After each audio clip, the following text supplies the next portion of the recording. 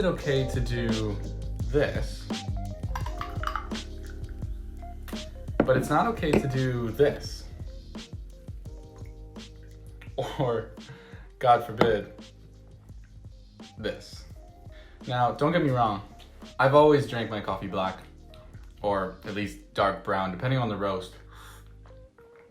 That's just how I've always liked it. See, I got into coffee for different reasons, which I'm not gonna explain today, but the point is, I'd say I'm the exception. So here in Canada, we have this thing called the double-double. It's basically double cream, double sugar, or if you are getting a really big coffee, you could call it the 4x4, 4 of each. It's a Tim Hortons classic. It's basically cake in a cup.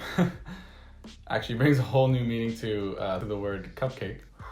But anyways, that's the reality. That is the way that a majority of North Americans drink coffee. All right, so let's look at Europe. A little bit more elegant, more civilized, small little espresso, quaint little cups.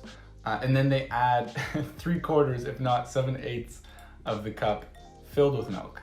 I mean, that's probably, if you drank that every day, more milk than I drank as a 7-year-old when Got Milk was at its all-time peak. So that brings the question, why is coffee with room for dairy sacrilegious, whereas a cappuccino with beautiful latte art is sacrilicious?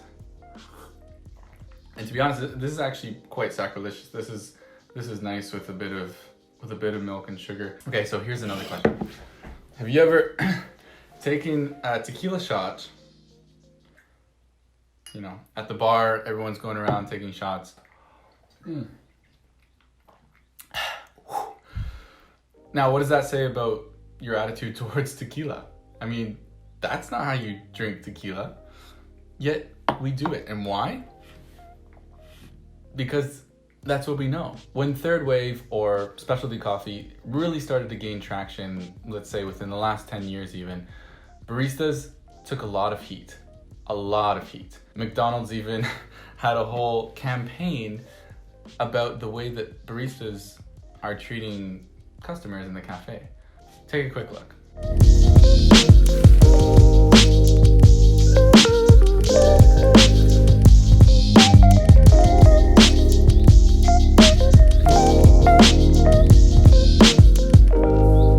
But I mean, can you blame them? Coffee drinkers around the world were getting shamed out of coffee shops, the place where people come to gather, drink caffeine, yes, but you know, community hubs.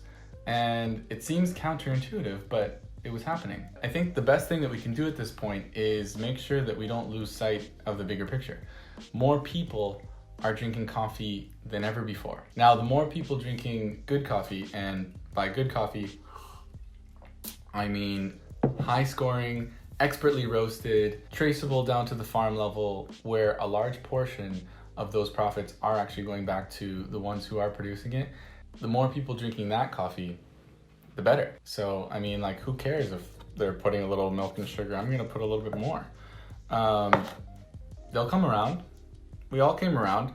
I would venture to guess that a majority of people who got into specialty coffee actually just came from commodity coffee. And if they don't come around, serve them with a smile anyways. I mean, they are literally going out of their way to buy your coffee that is probably a little bit more expensive than what they're paying somewhere else. And it's a better product. But I want to hear your thoughts. Should we let people put milk in their coffee, or is there a line that just should not be crossed? Tell me in the comments, and tell me if you like Campari sodas as much as I do. Dislike this video if you're not vibing with this concept. Like it if you are, and don't forget to hit that subscribe button, because we got a lot of fun coffee stuff coming down the funnel soon. Good to have you here. Cheers.